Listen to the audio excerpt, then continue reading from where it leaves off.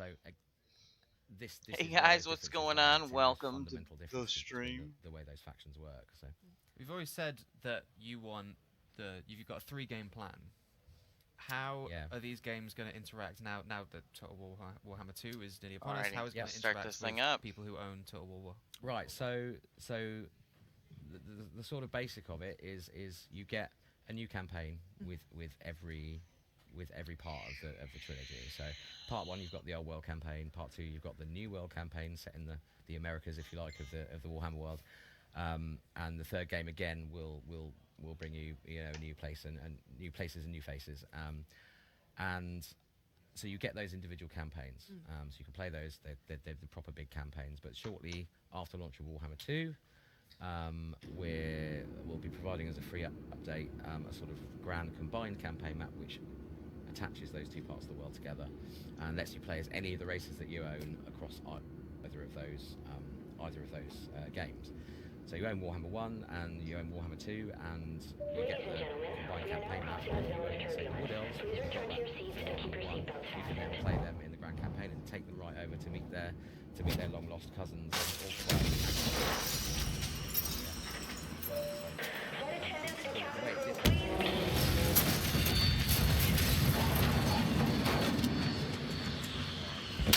This airplane crash scene is so well done.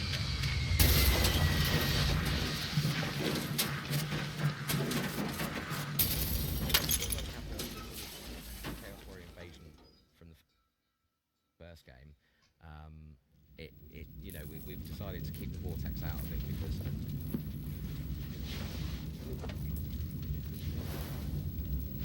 we want that to be the ultimate sandbox game. It's like the holy grail of Total War games, having all those factions which is so hugely different and being able to play as any of them. So, and that's we think that's the best way of going about it, and people seem to be agreeing. So I think we're doing right. You mentioned the vortex. I understand that's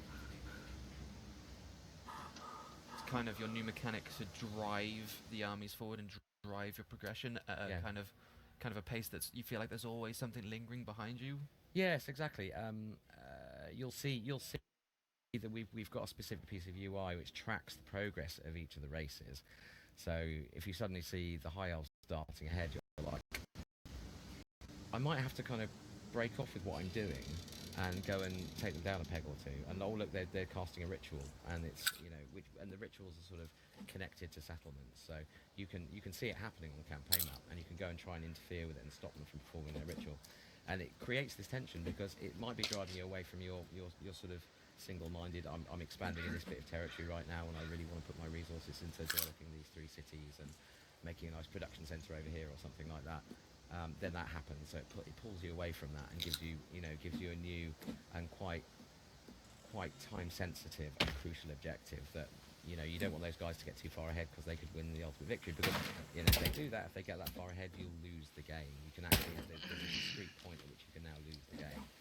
I mean, obviously you could lose a Total War game 4, but that's if you lose your last settlement, you're out of the game. You've been knocked out effectively. But now you can be knocked out by letting the other races beat you to the vortex. And similarly, you can well, not so much ignore the narrative of that, but you can choose not to engage with the Great Vortex stuff. And if you want to, and you think you're able to, and you've got the the knowledge and understanding to do it, you can expand your empire and just try and destroy those races and knock them out before they can do anything with the vortex. So you can still play in the traditional way. It's just that you've got that extra level of challenges. So they're all driving towards doing something that you're not necessarily on that racetrack with them. You're just trying to smash up the cars, So one of the draws was that you could play these vastly different races through these campaigns with a friend. How is the interaction between Total War 1 and 2 gonna change that? If I want to play with my friend but he doesn't own the first game, I'm assuming that he won't be able to really play as things like the Empire. Yeah, exactly. You need to own both games to get the combined campaign map. That's how it works. So if one of you owns 1 and one of you owns 1 and 2, then you won't be able to co-op. You'll still be able to co-op between in the old world with your That should be better. There we go. But you access the combined campaign map through the second game, Okay. and it understands you've got the Well, first game. this so is you where can we're map. starting. Sounds like quite a tricky way to organise things. Must have been quite challenging to link all this stuff Yeah. together. I mean, it is. You know, I won't joke. You know, I won't make any bones about it. It is a challenge, and it's big, and it needs a lot of time playtesting and balancing. You know, because it's massive, and it's going to get bigger with the third game. So, and that's one of the reasons we're releasing it slightly later than launch, because we want to give it its own time. It needs time to breathe and be tested some more. So yeah, we're quite confident it's going to be tremendous fun by the end. Is that going to be a thing you learn from the first few weeks of Total War Warhammer 2? You're going to see how the community reacts and plays before you create that combined campaign? Well, to be honest, it won't be too far after launch. So we'll be some way down the road of getting it done by then. But yeah, I think it'll be useful feedback to see how people are playing, what factions they're preferring, what particular tactics they're using, which mechanics they're really involving with more than others. They're really involving themselves in with more than others. So, and I think that's particularly true of someone like the High Elves, because they're quite High Elves are haughty, arrogant, and they're very political creatures. So they've got a whole set of bonus activities they can do in diplomacy. They can diddle around with other people's diplomatic activities. So just in some senses, you might want to play the High Elves and just be a total politician about it, and just manipulate all the factions around you. You know, into going to war with each other. And you can't just do that. You need to gather influence, which is a sort of, you know, there's certain activities you can do to go out into the world and you gather influence. So once your influence is increased, you can do these things more and more. So you can't just do it ad infinitum without actually engaging in the game. But yeah, it just means you can play in a very different way, and I think that's going to be interesting to see how people, you know, when the game comes out, see how people play the games and see how they focus their factions to their races to try and conquer their way through the world. So, are you doing some your long-term strategy? Is it going to be similar to Total War Warhammer 1, where you've got a mixture of DLC, free LC? exactly that. And Yeah. I understand you've changed, based on community feedback, you're changing your launch add-ons approach after the Chaos Warriors. Yeah, well, this time around we decided to try something different. So we're actually releasing a race pack for Warhammer 1. So, and it's quite a significant piece of content as well. We want people to feel that their game is complete when they get it. And Warhammer 2 will have its DLCs as well, and its free LCs, as you mentioned.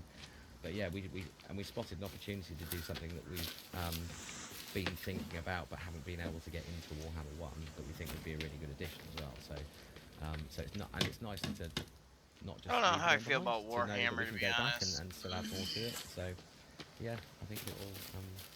It's a new approach for us, definitely, and we'll see how it goes. And surely it's a big win for your community as well, kind of proving that you're still going to support the game Sharita, long after launch. Exactly. Yeah. what's yeah. going on? How are you? I mean, it's Warhammer's. Welcome. massive, We're like, just Warhammer hanging out is watching a big, little we could be E3. making- We could probably carry on making the game for years and just keep adding stuff to it. So, we've got our kind of 3-game plan with it. There's lots of DLC and DLC, characters and factions and all that kind of stuff. We know we want to add to it, but there's still more to do, if we wanted to. So, there's I'd say the sky's the limit to some extent, Gotta make a bug one here in question a I minute. evolving, Oh, my so. dog's freaking out. One question I get asked a lot from Total War fans and strategy fans is they ask me for a reason to get into Total War Warhammer, because the hobby itself and the lore itself is seen as quite inaccessible. What would you say to get them into it? Yeah. Well, I'd want to show them dinosaurs firing lasers, being ridden Good by angle. dinosaurs, obviously. But I think it's just that, it's the diversity of the content, and the rich character that each of these races has. And when if you play Warhammer, if you play 40k, if you play tabletop games, with Timber? a range of different sort of factions, you kind of feel you gel with, right? So I play ogres because I quite like they're big and stumpy and they eat everything, and so I'm an ogre player on the tabletop because I just dig them. Other people play greenskins because they like that kind of jokey comedy element they have, and the randomness of how they work on the battlefield, and that's definitely something we try to reflect in the game. And I just think there's so many there's so many flags in the game which you can kind of hoist as your own, as it were. That I think, and there's so much depth to those races, and there's so much variety in the different army builds. How are you doing today, Sharina? I'd just say that it's just a great game. You know, it offers almost endless diversity and fun. So you play ogres, but I play Skaven. do you? And I know at the end of the trailer there was a rat that looked like a vampire, but he had red eyes and looked a bit Skaven-y. I don't even know what that word What's is. happening with Skaven? Evening. What are Skaven? You know what I'm talking about. Give me Skaven. No. I mean, you know, I've heard rumours. Yeah, I've heard rumours about giant, you know, man-sized rats, but it's clearly utter codswallop. So, yeah, I don't really know where you want me to go with this, because it's like you're asking me to believe in a lie. You know. Is that what I'm asking? Yeah, I think you are. I think you are live here right now, asking me to believe in an urban myth. I think you just like teasing Glad it. that I'm in the middle to separate you two. Yes, I do not like teasing you. So yeah, we'll see. As a colleague of mine said recently, the fourth race in the game has not yet been ratified. Interesting. Right. Yes. Interesting choice of words. Well, Al, thank you so much for joining us. Pleasure. The game is playable on the show floor. When can the folks at home get their hands on it? September 28th, we're out. Pre-orders are open now, and we talked about, you know, what you get for that, some great Warhammer 1 content. So yeah, September 28th is the release date, and it's not long to go. So we've still got a bit of work to do, but we're getting there. And yeah, we're looking forward to the launch. Awesome. Awesome. Well, thank you Yeah. again. Thanks. Guys, make sure you don't go anywhere. We're going to be going back to the E3 show floor, where our pals Kinda Funny have special guest Brandon Jones from Easy Allies. So make sure you don't go anywhere.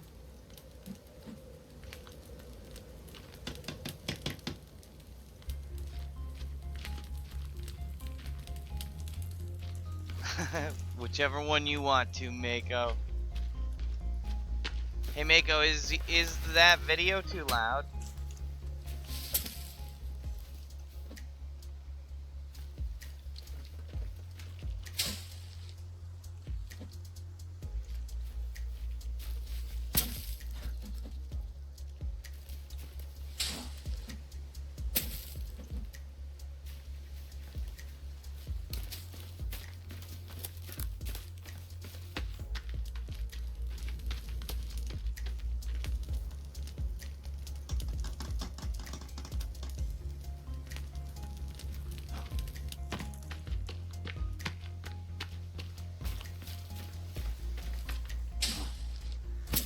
Mako, what are you up to?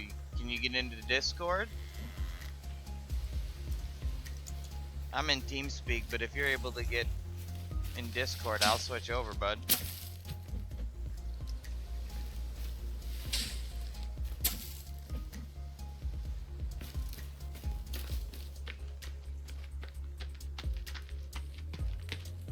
Okay, I have it almost all the way turned down.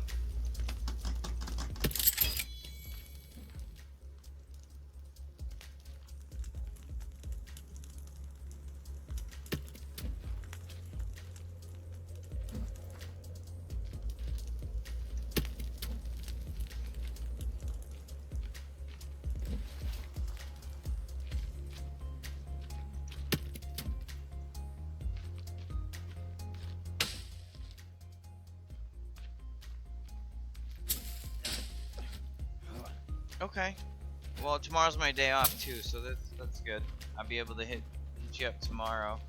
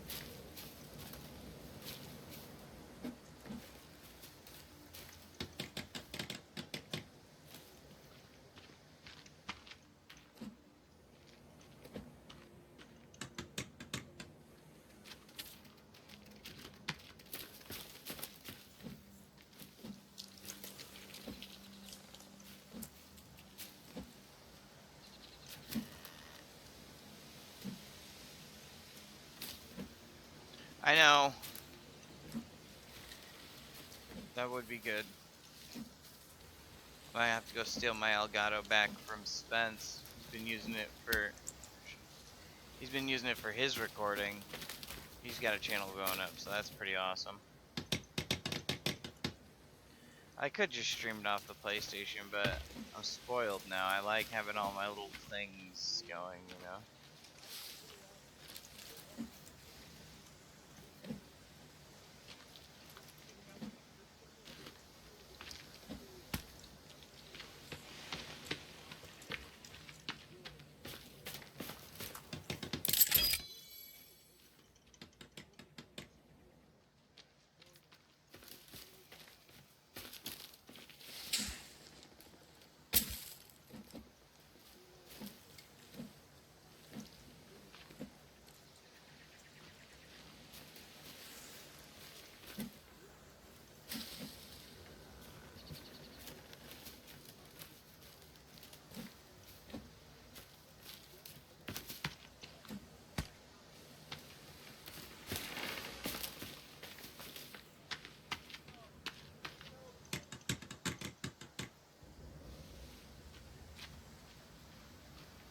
Yeah, I definitely will. He's going to be doing, you're going to love it, he's going to be doing Fallout lore friendly story videos, basically. I mean, like movies.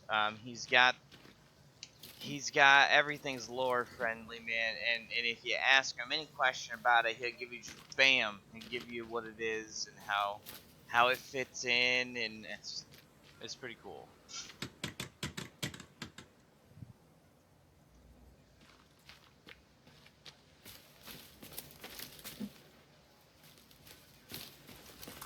His attention to detail in building, like, he makes me look like an absolute amateur.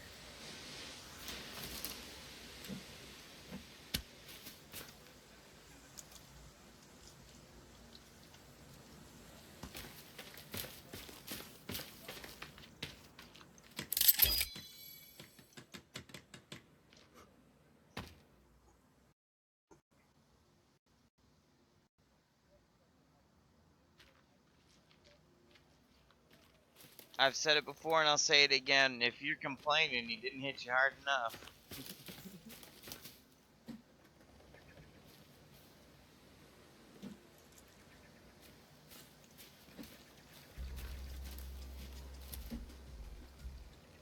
What's up, everybody? Welcome back to Kinda Funny on GameSpot's co-op stage at E3 2017. How are you, audience? Glad you're here. You were loud enough that the one guy playing Tekken was like, what? And turned around. But now he's right back to Tekken 7 and answering his question. I'm one of your hosts, Greg Miller, alongside the Pure One, Tim Geddes. Let's him host. And from Easy Allies, Brandon Jones. Love and respect. Is your mic on? Talk into it. Well, now if you don't talk... I think so. There we go. Now Let's you're get some Brandon Jones love. I like it. I like How are you, Plugged Mr. in. Jones? Excellent. How Having a great time. has E3 been treating the Allies? Really good. Yeah?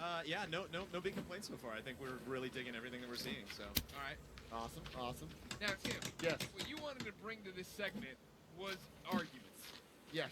I You want want- controversy. Oh, let's you, do it. You want to argue about who had the best conference. The best press conference of E3 2017. Now, real quick, who had the best conference this year? That's not even a question. Get hyped, everybody. Nintendo is back. They brought Mario. They brought Metroid Prime. They announced a new Pokemon. Yes. Thank you. Where's Nintendo? There's Nintendo. They're behind us. You probably can't see that. Section's over. We're done. That was good. Second. Yeah, All that was right. cool. Brandon, do you agree that Nintendo ran away with it? Well, I still have yet to see Ubisoft in its entirety, and I thought that's what I hear is the front runner. A lot of people Give me are that. saying that. Really? Rooster Teeth thinks that they're the winner. For No, I'm not really a Paid off. fan of either, to be honest. So Never so really challenge or cared. Debate. So what did you like out of Pokemon from the Nintendo? Like what? Just the fact that we know that it's coming. I understand that What the hell sounds is that? empty. We're getting a It's an announcement. core console Pokemon game made by Game Freak. Right. This isn't Pokken Tournament. This isn't some, Pikachu and Magikarp friends or whatever the hell. This is a core Pokemon game on a console. HD. great. Come on. Although I it's mean, it's but I mean, ways did you away. think it wasn't happening? Like, were you concerned that like, oh, they're finally done with that Pokemon It franchise? wasn't. I don't think it was the concern that it wasn't happening. It was the belief, because they lied, of just nothing like that would happen. Well, I'll tell you about a lie. This is something that pisses me off when I see in press conferences. Sure. I hate the like, oh, I just happened to be at my desk. Thanks for coming by. Like, let me tell you that. Like, I hate the staging of. Yeah, like, yeah. I was just drawing Pikachu here. No, Why am I presentation stuck? is very, very important. But let me take you back, Brandon. The reason I'm excited about this, the reason it's important for them to announce it, is you say, oh, obviously they're doing this. Right. Do you remember the Wii U? Not many people do. I tell you, yeah.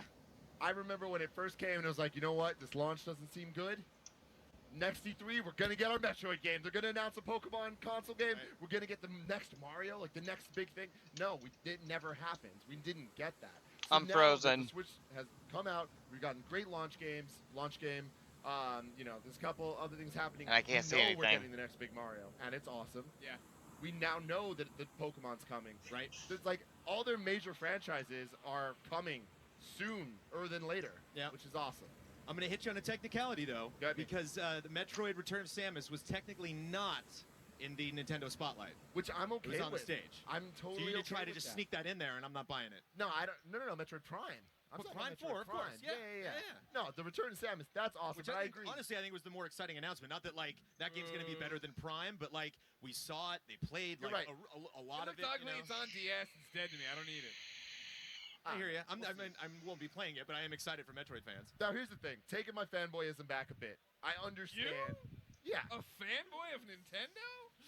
I understand that a lot of the announcements made of the Nintendo thing that I'm really excited about are things that are years away and they're just kind of empty, right? It's logos or literally just a guy drawing Pikachu.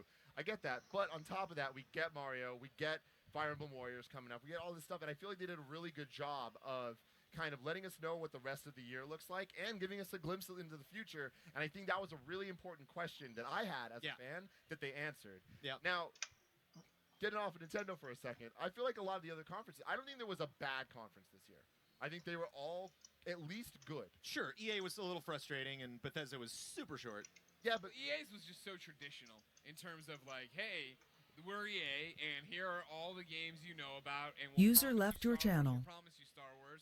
Here's way too much. Yeah, I Star hear Wars. you, man. Oh yeah, the trailer's great. Here's 30 minutes of Did you say multiplayer. way I'm like, too much "Ooh, Star I don't know Wars?" if I need to see 30 minutes of multiplayer. 30 minutes of Battlefront 2 was a bit much in the conference. But it was one of the only, like, honestly live, we have no Sure. control over how this is going to play out demos that we saw in any of those and press that's a perfect conferences. example why you shouldn't do that in a press conference. You don't like that excitement, that No, vibe? I Like, that guy feel- that Darth Maul legitimately got 34 kills live. And Like, that's we awesome. saw him own that Jeez. match. That was not rehearsed. But to me, that is a post-conference if you want to see this here. Sure. I keep saying the press conferences are kind of like when you watch a movie and see all the trailers before it. You don't have a choice of what trailers are put in front of you, but that forces you to watch all of them and be exposed to things that you might not have ever clicked on or seen before. But with the press conference, I feel like they're coming out and they're going to announce games. When they focus for way too long on one, you're alienating so many people. And I feel like EA still doesn't quite get that when they come out. Because I understand that Madden needs to be there and that NBA Live needs to be there and FIFA, obviously. But why does that take up 45 minutes? Sure. It could take up 10. What's the impact? It's really hard for me to gauge. Is that like I know FIFA has a huge audience. I know they're really excited about getting updates. But are they really tuning into this conference? Like, are they really like the audience is now the time to really focus on them? Yeah. Well, it's trying to juggle that pre-show, post-show. How do you do it? Because Sony did the same thing Nintendo did, which is just like you have this conference where all eyes are on you, but then Sony used their pre-show to announce, a release date or show everybody's golf, show all these different things that people wanted, announce Supermassive games, one of their 3 or whatever, and then Nintendo, at the end is putting the Return of Samus there. It's like, taking all these announcements that you would traditionally see as just a sizzle reel, I think you would have had more eyes on it. Shuhei was on the show early, and he was talking about the fact of, like, if you didn't watch our pre-show, it is up on YouTube. We announced a bunch of games. Yeah. There. It's like, well, that's maybe the problem in terms of marketing that information. Like, there's got to be a way to deliver that in a fast, here we go. I disagree because I feel like, especially with the Nintendo thing, I think that putting it after the conference gave Nintendo another spike of news stories. And it was another moment of like, but wait, there's more. Yeah, but I think they let that message damn it. get out the right way, right? It was people tweeting about it of like, hey, I work for Nintendo, you need to see this. It seemed to be a last minute sound the klaxons, everybody get over here and look at it, right? In the same way that then EA had it misbalanced, I think, of having that giant piece of Star Wars there that I think would have been better served of.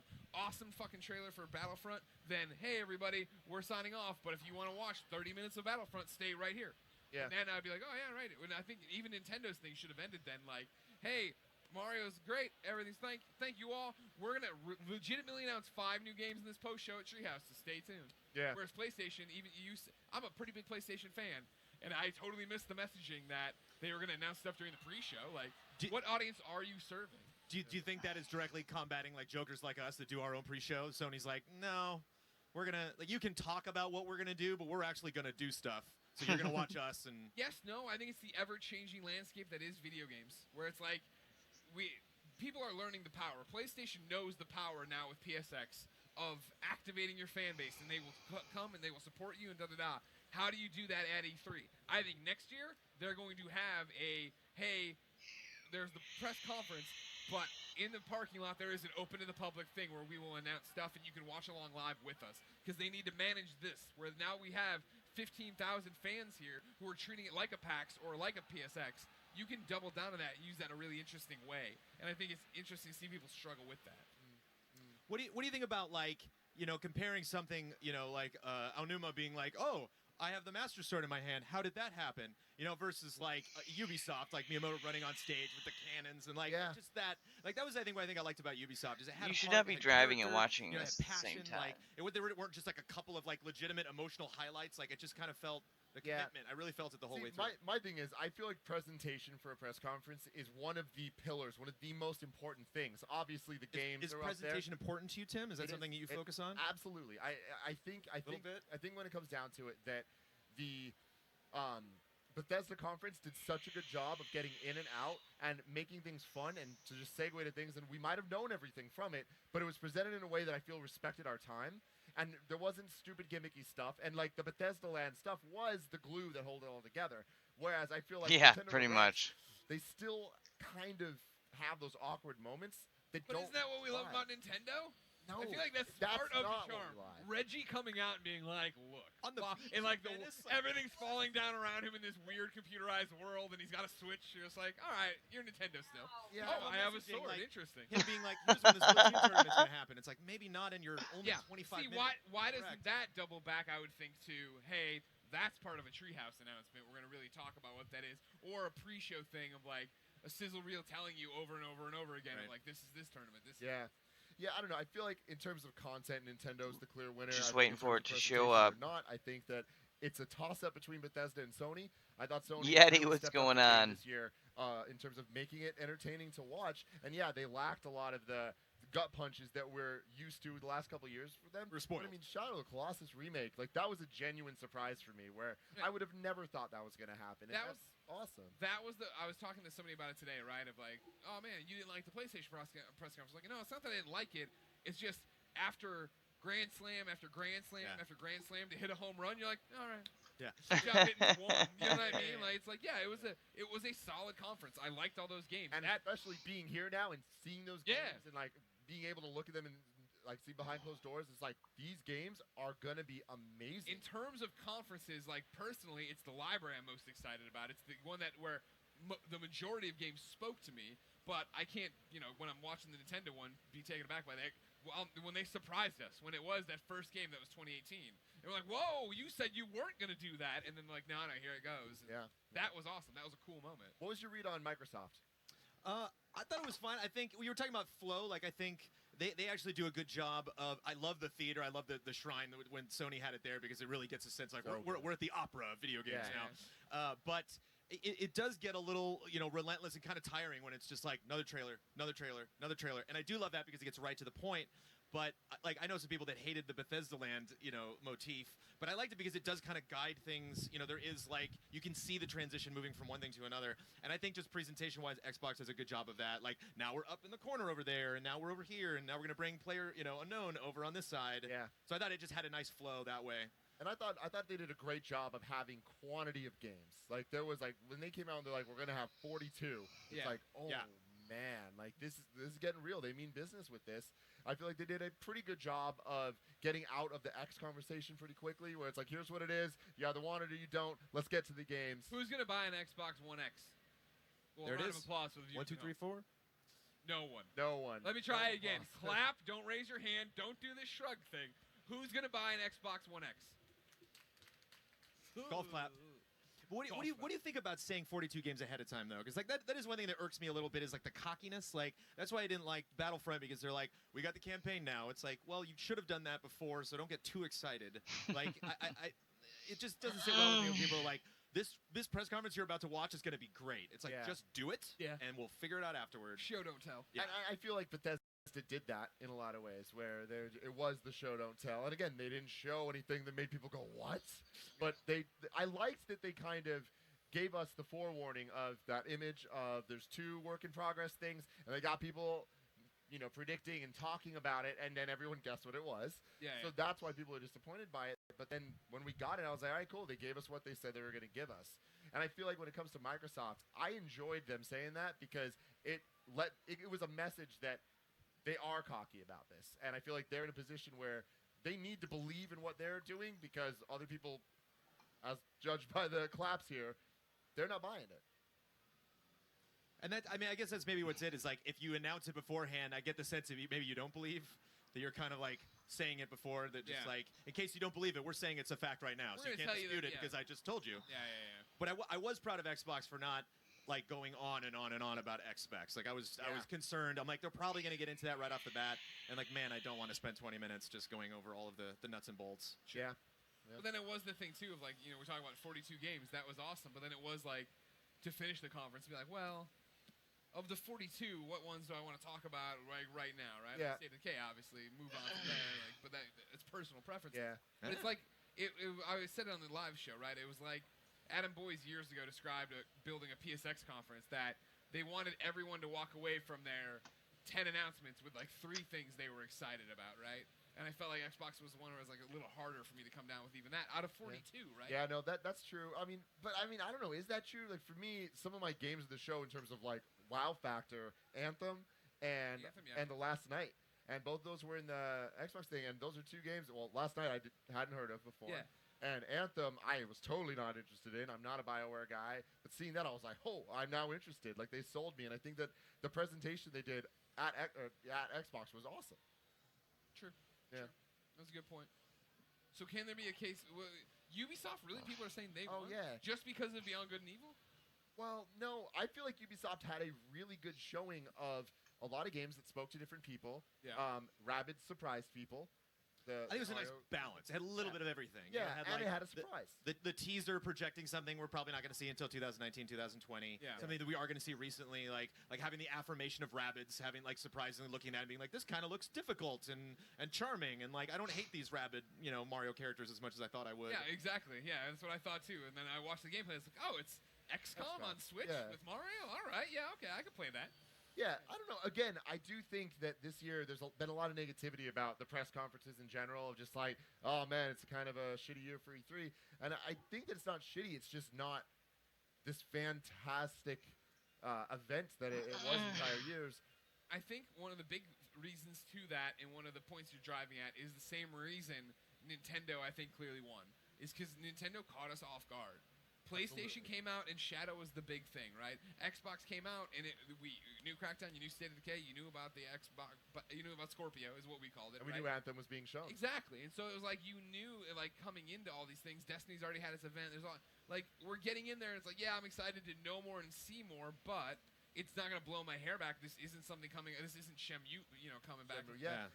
No, I think that overall though, it's like. It's the surprise factor that was lacking in a lot of it, but what they made up for is the fact that I think that there is more quality games shown across all the conferences than in E3 history, ever. Wow. Bold claim. I think so. Okay. What do you I think? challenge Does that sound someone. Look through every year. Make a list. Check it twice. I'll give you this about Nintendo, Tim. Like, that Mario reveal was probably the giddiest I was during all of those press conferences. Like, you saw that coming. Yeah. Dinosaur thing? What the hell they is got happening? us again. And I was actually going to make a point, when we were talking about it before the press conference. That was like, I bet when we see Mario, we won't know it's Mario right away. They'll do that again. Because you saw the city before, and you saw, like, New Donk City. Like, wait, what? Him, popping out of the street. And it's like, if you were to like grab the average Nintendo fan and be like, what is the absolute opposite of Mario? And it's like a prehistoric beast. Clearly, Well, it's like the Yoshi. last thing. Duh, everyone knows Next that. gen Yoshi. All right, so we all agree Nintendo won? I will acquiesce. I again. Just have an opinion, Easy Allies. He wanted a You debate. can't be everybody's He friend. wanted a debate. He's bringing it. Just let me know when the debate's over, and then I'll.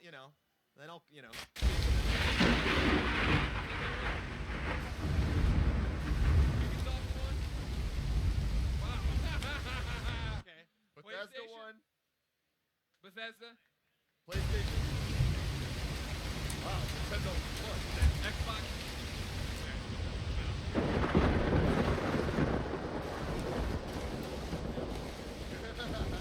That's enough. Brandon Jones. Opinion now. You know, go on, you know.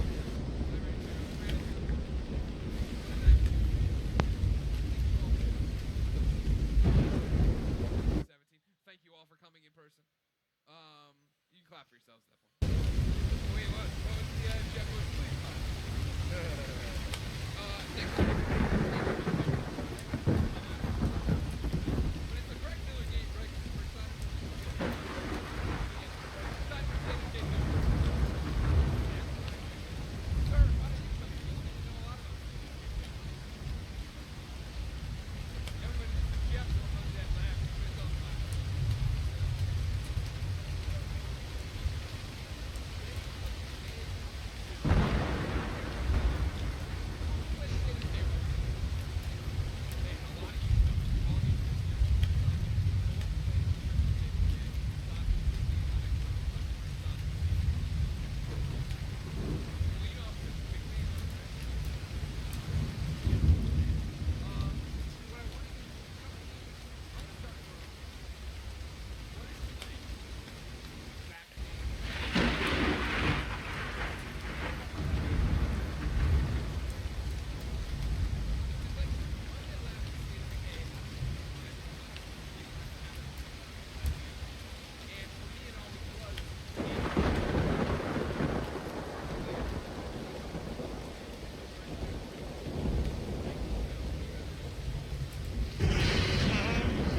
It's Popeye.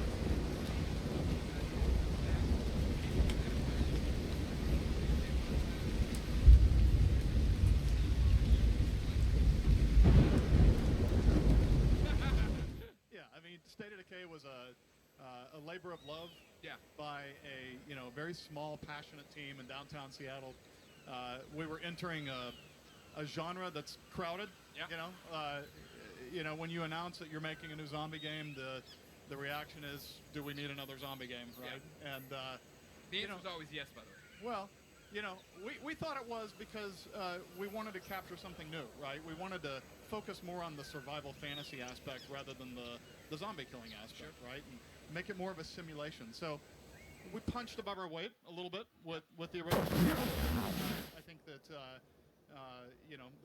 the game brought a whole lot of new play elements, a whole lot of new systems and features that people hadn't really experienced that kind of blend between third-person action and RPG and base building and simulation before. But it was, as you say, a small team, and we're fortunate to be able to do the sequel.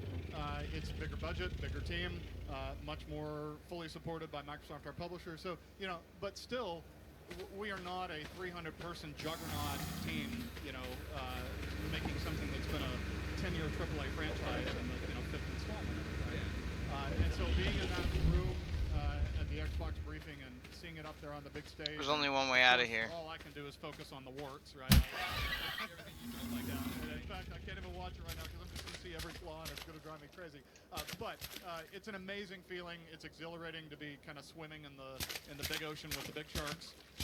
But it's also terrifying because we have our work cut out for us to be able to kind of punch at that weight. How much bigger is the team this time for Undead Labs? Original State of Decay team, I think by the time we released, we were 20, 22, somewhere in there. Yeah.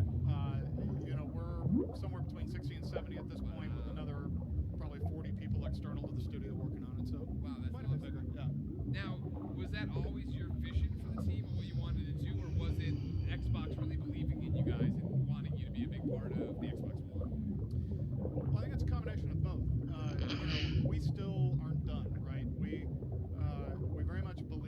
not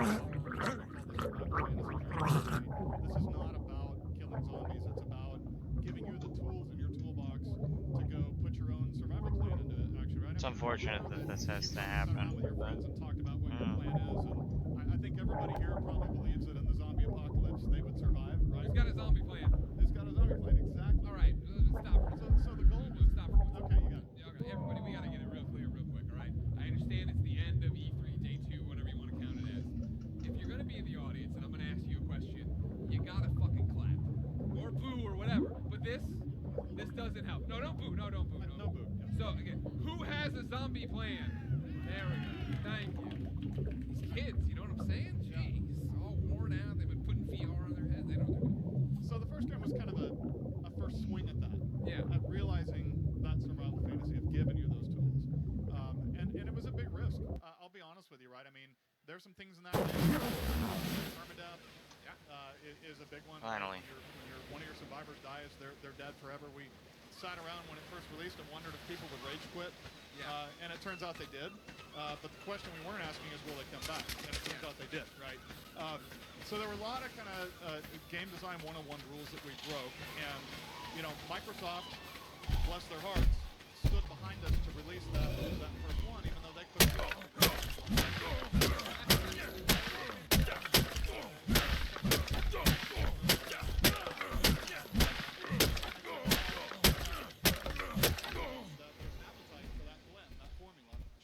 We're excited to take the next step, and they are too, and I think they're proud to have it on the Xbox platform as an exclusive title. So, for the fans that are watching at home that are fans like me, what are the big differences for State of Decay 2? Because I've seen the 2 trailers and I've read what you guys have stuff on the blog. Right. But how do you summarize what's different this time around? You know, we didn't decide to take it in bold new directions. Yeah. Right? We have a formula that works, and you always. I can't remember what chat is on here. To a game that was successful between just recycling and rehashing what you've already done, and doing so much new that you kind of disengage and disenfranchise from where you were. So Wow. fundamentally, we wanted to listen to what the players said they wanted and make that game. Gotcha. We had this grand vision way back in the day. You may have heard Class 3, Class 4. Class 4 was going to be a big kind of open world, right? And with the success of State of Decay, we thought, no, let's not do what we think we want to do. Let's do what our fans are asking for. And what they were asking for was more polish, right? Larger world, deeper simulation, deeper mechanics of character and base options, and Wow, would you look co-op at that? multiplayer. By far and away, the number one thing. that people Painted wanted to do. spikes. So State of Decay 2 is that game. It is a, we had the opportunity to say what works, what doesn't work, where do we want to innovate, and kind of blend all that together with the feedback we got from our fans, and make a full sequel to the game. So, how does multiplayer work? How does co-op work? Does it drop in, drop out? Am I starting a game with you? Am I taking my stuff back to my game? Right. You know, it is drop in and drop out. We put a lot of thought into the concepts of, people co-sharing bases and being part of same communities, or building a party at the beginning, kind of MMO style. And none of that felt right. What we wanted was very seamless, very smooth and quick. Pop in, pop out. I can come play with you. You can come play with me. But one of the cooler mechanics we have is the flare system, where it is true that I can, if you and I are friends, I can just pop into your game. Sure. If I'm, or you can pop into mine. But what we wanted is to also capture that element of, like, it's a big world out there. There's lots of people, right? And so in the game, if you get in trouble, you can shoot a flare gun. And anybody who is also playing the game who has checked the box that says I'm willing to be a volunteer, if they'll get notified that you need help. They can just click the button, jump into your game. They're right there where you are, and they can help bail you out. That is the game awesome. will reward you substantially for helping people out. But you're also taking that risk of putting one of your survivors into a dangerous environment. Permadeath counts. I'm bringing over the survivor I'm playing as. Permadeath always counts. All right. Yeah. Wow, that's interesting. That's Yeah. interesting. If I drop into your game with my survivor, I bring back rewards if I get stuff or take. That's right. Okay. Yeah. Awesome. Yeah. So we'll reward you for sticking your neck out. Just like in the actual game, if you decide you're going to build a farm, right, you're taking a risk. You're sending survivors out there, putting them in jeopardy. You're making noise at your base, which could invite a siege. a zombie horde to attack your base. It's all about balancing that risk and reward, and that's why it's truly a kind of survival simulation. What I loved about State of Decay was the base game, obviously, right? And building out my bases, getting stuff. I'll never forget the first time I had to drop a rucksack because I was over encumbered. I thought that was the coolest thing in the world. Still do. Yeah. But then you guys did so much different stuff with the DLCs, where you did like the army encampment, you did like a horde mode. Were those things you wanted to try, or were those things that you were looking for input on from the community, or were they just things you wanted? What has made its way from that into State of Decay 2? It's an astute question. I'm a student of the game. Yeah. Big fan of this game. All right. Did you know that? You knew that. Yes, you did. So, the answer is that there's a spectrum in these games between being a pure sandbox simulation at one end of the spectrum, and at the other end being a very linear, lead you around by the nose narrative, right? Yeah. With just some mechanics in between. And State of Decay was successful because at least partially because we blended between those two, right? And Breakdown, the first DLC, was just the pure simulation. For those of you who just want to play the game, see how long you can survive, here it is. Lifeline was almost the opposite. It was much more narrative heavy, telling a very specific story. And the great thing about those is they kind of defined ends on that spectrum that we were able to then extrapolate, see how players played it, see what they liked about it, what they didn't, and it really heavily informed what we're doing with State of Decay 2. With State of Decay 2, there is still a story that you follow, but it is much more driven and influenced by the simulation and by the way that your particular base and survivors interact with that simulation. So we're not talking a whole lot about it right now, but it's something we're super excited about. Interesting. And then, in terms of, the game's bigger, it's this. Bigger map, is that what we're dealing with? More things to investigate, longer playtime? Absolutely bigger. Right now there are 3 maps roughly the size of the original game. Oh, wow, okay. Yep. That's good. Yeah, and, beyond that, it's just deepening of the system, so you have more options even as you play within those maps. For example, the traits that determine each survivor's unique abilities and skills. In the first game, there were a couple hundred maybe. There's well over 1,000 in State of Decay 2. Wow. All right. And the combinatoric effects of that pretty much ensure that every survivor you find and invite into your community is going to be unique. And they're much more tightly integrated into the base mechanics and the overall simulation too. So you'll feel like the impact they're having on the world is much greater. How long did you start on Dead Labs? When? What? Yeah. I started on Dead Labs. What's going on, Gary? Just trying to load into the server. It's taking forever. Did you expect it to go this way? That you'd find success with something like this? Or was this the plan to stay with thing? Or did you want to jump around different projects? When I started the studio, and especially brought in, the first colleagues of mine who were going to be working on this with me, we had a pretty singular vision, right? We built that studio to make this game. Yeah. Now, that doesn't mean it's all we ever want to do, right? Sure. You have to have your 6 kinda, out of 9. Starter house, right? And this has grown into a mansion, which is fantastic. But I think that wake up. Beyond even the zombie genre, we've really tapped into something unique with the survival fantasy. Yeah. And when we think about the future, there's all kinds of places that could go, right? That I won't talk much about, but did it go according to the plan I had? Not exactly. Yeah. Right. I'm thrilled to be in a situation where we've built a thriving company. I think that the people who work there are happy and healthy and enjoying what they're working on, and there's a lot of pride and satisfaction in doing that, even beyond the games you make. But as far as this exact plan that we're following here, it's nothing that I foresaw precisely this way, but I'm thrilled that it's happened this way. We're getting ready to wrap up. So what for you is the most exciting thing about State of Decay 2?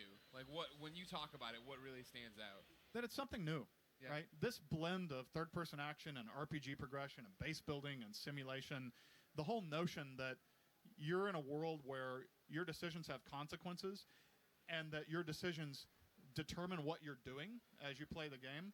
I think it's fun to be able to sit down with people like you and kind of talk about it and not really struggle to find how it's differentiated, right? It's not that it's more guns or a little bit prettier or, has kites, right? At a very profound level, I'm proud of the fact that in an industry where there's so many great games, so many fun experiences, we were able to actually find something that people hadn't seen before, and I'm super proud of that. That's awesome. Yeah. When's State of Decay 2 coming out? Spring 2018. Give a real date. What is I wrong can't. with you? My Microsoft people are out there watching me with the Eye of Sauron. I can't say anything can't more say than that. I love you guys. Thank you. Yeah. Well, you just described him as like the ultimate evil, but okay, yeah, no big deal. Jeff, Thanks a thank lot, you so Pete. much for coming on, man. You bet, Greg. Get back and finish the game now, all right? Appreciate it. Love you. Ladies and gentlemen, one more time for Jeff and State of Decay, please. That's what I'm talking about. Hey, we're loading in. Finish strong, State of everyone. Decay 2 You still having a good E3? looks amazing. Good. Check it out. Thanks. Look it up. Just Just State of joining us Decay on Greg 2. Miller. The first game This was is the Games brilliant. Co-op There was stage. no I'm from multiplayer. Kinda Funny. We're That was streaming back it. before People the are playing multiplayer Tekken, they're days, looking at us really. again. That's what I like to say, Tekken players. Who wants to talk about XCOM? Thank you. Oh, look, I the like game that. Who wants crashed. to All talk right, about this XCOM? is a perfect All right, opportunity ladies to and gentlemen, switch. Please give it up for Mr. Solomon himself. Jake. Come on, Jake. Come here. No, hugs. Oh, all the hugs. No. No hugs? Don't let go. I've missed you. Don't ever let go. You were one of my favorite Up and Noon interviews of all time, and now you're back, and I'm so excited. Don't ever let go. Okay, that's fine. Now it's getting weird. Is it weird now? Yeah. Okay. Well, I'm all right. making eye contact with Rahul, too. It's very awkward. Everything's going on. How are you, sir? Sit down. Better now, yeah. Yeah.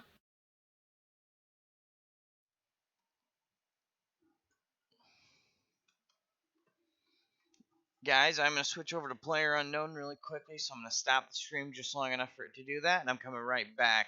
Don't go anywhere, guys.